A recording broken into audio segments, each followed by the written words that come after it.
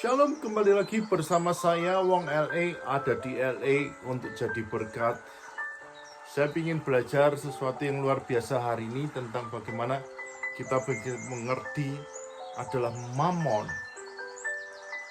adalah Tuhan yang jahat.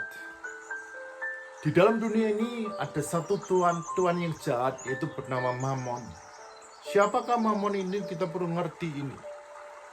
Di dalam Lukas 16:13 mengatakan, seorang hamba tidak dapat mengabdi kepada dua tuan.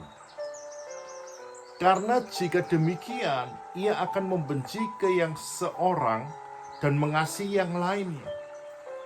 Ia akan setia kepada yang seorang dan tidak mengindahkan kepada yang lain.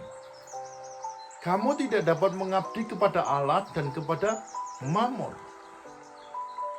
Sangat jelas sekali bahwa kita tidak bisa mengabdi kepada Allah dan kepada Mammon. Makanya kita perlu mengerti apa yang harus kita perbuat ketika Mammon menguasai seluruh kehidupan kita. Ketika Mammon adalah Tuhan yang jahat dalam kehidupan kita.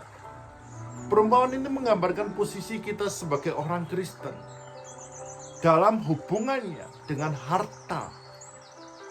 Tidak satu pun harta yang ada pada kita dalam hidup ini adalah miliknya kita. Kita hanya dipercaya untuk mengelolanya. Kita hanya dipercaya untuk menjaga harta itu. Suatu saat kita akan meninggalkan semuanya itu. Karena itu ketika kita masih mempunyai wewenang atas Mammon yang tidak jujur, kita harus menggunakan untuk membangun persahabatan yang bernilai kekal. Karena itulah, pergunakan uang kita bagi Kristen bukan hal yang sepele.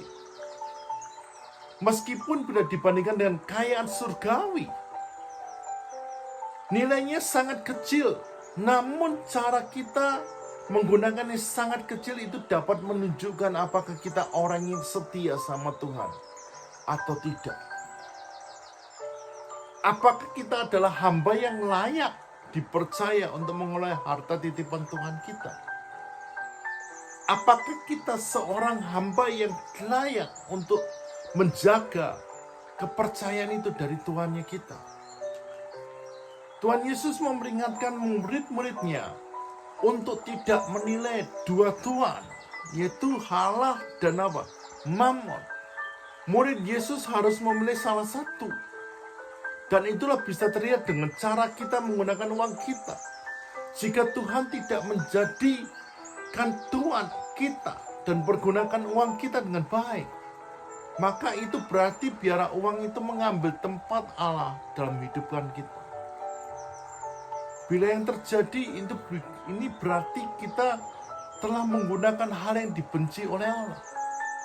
Jangan sampai orang Farisi yang menjadi hamba uang dan menganggap bahwa kekayaan merupakan tanda perkenanan Allah.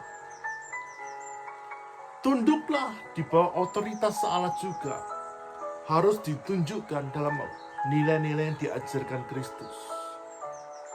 Menjadikan orang Kristen sebagai Tuhan berarti tunduk di bawah otoritasnya dan melepaskan diri dari kuasa segala sesuatu yang bukan dari Tuhan. Termasuk apa? Uang kita.